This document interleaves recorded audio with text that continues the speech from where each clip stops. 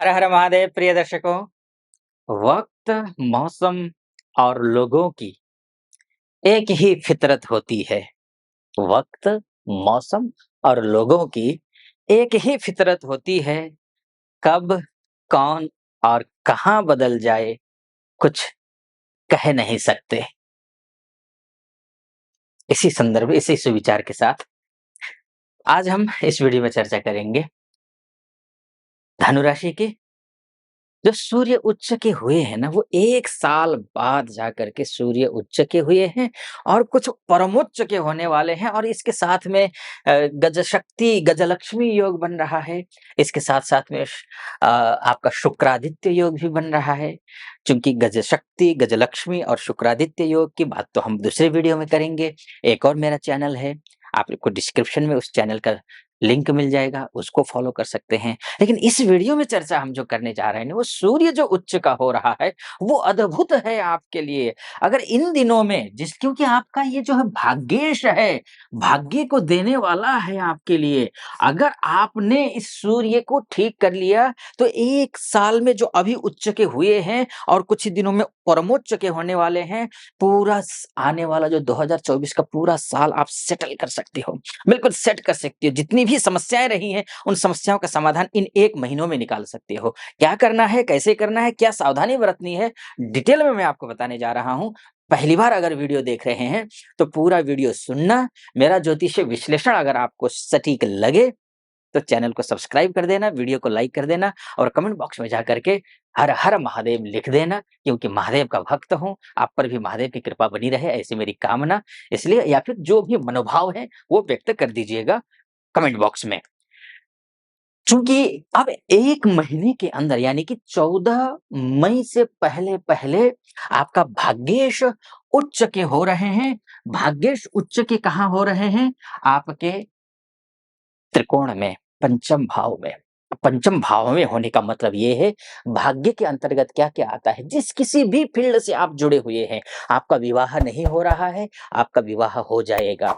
या आप माता-पिता हैं, वर या वधू की तलाश कर रहे हैं या कर रही हैं, तो आपके वर या वधू की तलाश पूरी हो जाएगी। आप किसी के साथ रिलेशनशिप में जुड़े हुए हैं, उस रिलेशनशिप को आप शादी में कन्वर्ट करना चाहते हैं, जो कि समस्याएँ आ रही हैं, वो कन्वर्ट करने में आप सफल हो जाएँगे। आप विद्यार्थी हैं, पढ़ाई-लिखाई कर रहे हैं, लेकिन पढ़ाई में उतनी सफलता नहीं मिल पा रही है, जिस सफलता की आप अपेक्षा रखते हैं, तो आपको सफलता मिल जाएगी।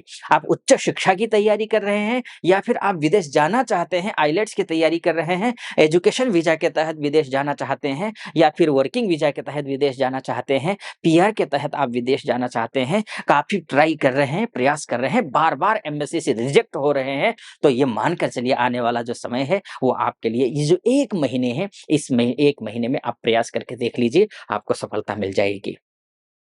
क्योंकि भाग्येश आपके साथ है।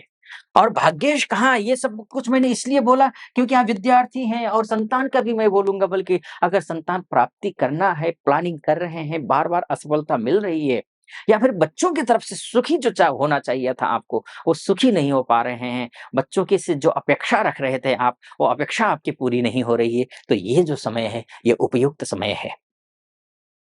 अब बात कर लेते हैं बिज़नेस की बात कर लेते हैं। देखिए भाग्य, अगर बिज़नेस में भाग्य साथ दे दे तो फिर क्या चाहिए? क्या चाहिए?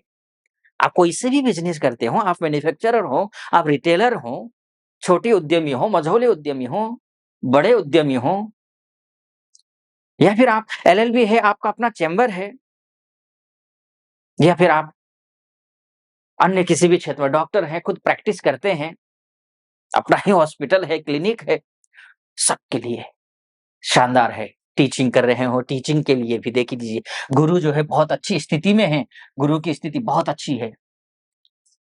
टीचर हैं, चाहे प्राइवेट सेक्टर में पढ़ाते हो, चाहे गवर्नमेंट सेक्टर में पढ़ाते हो, कॉलेज में पढ़ाते हो, स्कूल में पढ़ाते हो, लेक्चरर हो, प्रोफ़ेसर हो, प्रिंसिपल हो, वाइस चांसलर हो, चांसलर हो या छोटे स्कूल में पढ़ाते हैं, प्राथमिक या माध्यमिक जो भी स्कूल में पढ़ाते हैं या फिर प्राइवेट सेक्टर में कोचिंग क्लासेस लेते हैं, इन सब के लिए जो ये समय है, ये उपयुक्त समय है।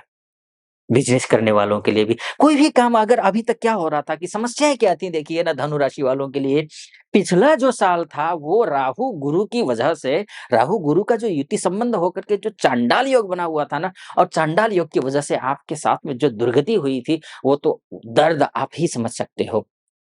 उस दर्द से, उस दुर्दिन से आगे निकलने का समय है ये।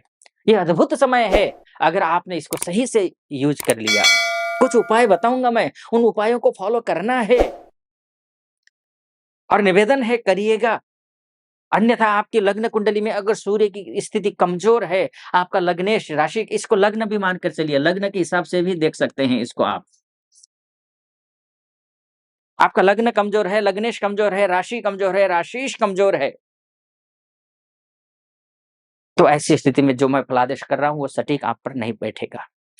तो ऐसी स्थिति में नीचे नंबर है, उस नंबर पे चाहे तो आप कॉल करके मुझसे आप परामर्श ले सकते हैं, ज्योतिषीय विश्लेषण करवा सकते हैं अपनी कुंडली के बारे में।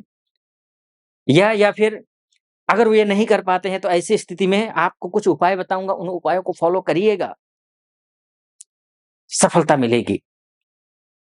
अब करना क्या है ये समझ लीजिए। अच्छा मैं बिज़नेस की बात कर रहा था, तो बिज़नेस में हर एक मामले में अच्छा है, ठीक है, बहुत बढ़िया है। इसके बाद जाकर के आप अगर जॉब करते हैं, तो जॉब के दृष्टिकोण से भी देखिए। हाँ, कुछ सावधानियाँ रखनी है जॉब में। अनावश्यक रूप से जो है ना बाल का खाल निकालना होता है ना, वो नहीं करना है, चाहे बिज़नेस में हो। क्योंकि इसी दौरान बुध नीच का है और आपका जो है पत्नी कारक ग्रह भी है, पति कारक ग्रह भी है, कोर्ट कचहरी के मामले को देखने वाला ग्रह भी है, मान का ग्रह भी है, सम्मान का ग्रह भी है, पद का ग्रह भी है, प्रतिष्ठा का ग्रह भी है, पिता के साथ रिश्तों को मधुर बनाने वाला ग्रह भी है। ये नीच का है। सूर्य तो उच्च का परम उच्च का हो रहा है, लेकिन ये नीच का होने की वजह से आपको अपनी वाणी पर संयम रखना है। जितना आप बोल सकते हैं, मधुर बोल सकते हैं, वो उतना बोलिए।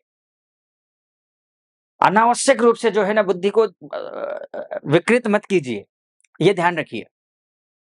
विकृत करेंगे बुद्धि को, आप सोचेंगे कि कुछ ज़्यादा ही कर लूँ, ज़्यादा मतलब जो है ना किसी के दूसरे का जो है ना चीज़ें जो है अपने पक्ष में कर लूँ, जो आपका नहीं है, तो ऐसी स्थिति में आपके लिए नुकसान है। जो आपका है वो सॉलिड आपको मिलेगा। ये स्थिति है आपकी। फाइनेंशियली आप बहुत स्ट्रॉन्ग हो रहे हैं, हेल्थ वाइज़ आप बहुत अच्छे दिखाई दे रहे हैं, मान-सम्मान भी बढ़ता हुआ दिखाई दे रहा है। ये सावधानियाँ बरतने के लिए कहा, अब उपाय बताता हूँ। उपाय के तौर पर देखिए आपके सूर्य उच्च के हो रहे हैं, न केवल 1 महीने, आपका आपका लग्न या फिर राशि अगर धनु है, तो सूर्य की उपासना जीवन भर करना है आपको, जीवन भर। अगर सुबह 8-9 बजे तक चादर तान करके अगर सोते रहेंगे तो कोई सफलता आपको नहीं मिलने वाली है और जीवन भर आपको सफलता नहीं मिलने वाली है। अगर आपकी दिनचर्या ये है, तो आप अब भी असफल हैं, आने वाले समय में भी असफल रहेंगे। तो ध्यान रखना है आपको, प्रातःकालीन सूर्य के दर्शन करने हैं। सूर्य को दर्शन केवल नहीं करने हैं, स्नान करने के बाद सूर्य को अर्घ्य देना है और अर्घ्य देने के लिए आपको द्वादश आदित्य का नाम लेना है सुबह उठ कर के। आप गूगल पे भी सर्च कर लेंगे तो आपको वहाँ पर द्वादश आदित्य यानी कि 12 सूर्य के नाम वो आपको मिल जाएँगे। आप उनका नाम लीजिए, सुबह उठ कर के नमस्कार करते हुए सूर्य को अर्घ्य दीजिए। अर्घ्य में आप जो है थोड़ी चंदन, रोली, फूल डाल करके आप अर्घ्य दीजिएगा तांबे के लोटे में जल लेकर के। और अर्घ्य ध्यान रखिएगा जो गिरेगा जल जल गिरेगा वो आपके पैरों पर नहीं पड़ना चाहिए, इस बात का आपको ध्यान रखना है। विशेषकर तो फिलहाल इस वीडियो को यहीं पर समाप्त करता हूँ। कैसा लगा आपको वीडियो? अच्छा लगा हो तो चैनल को सब्सक्राइब कर दीजिएगा। वीडियो को लाइक कमेंट बॉक्स में हर हर महादेव 5 बार या 11 बार अवश्य लिख दीजिएगा। फिलहाल अनुमति दीजिए। हर हर महादेव।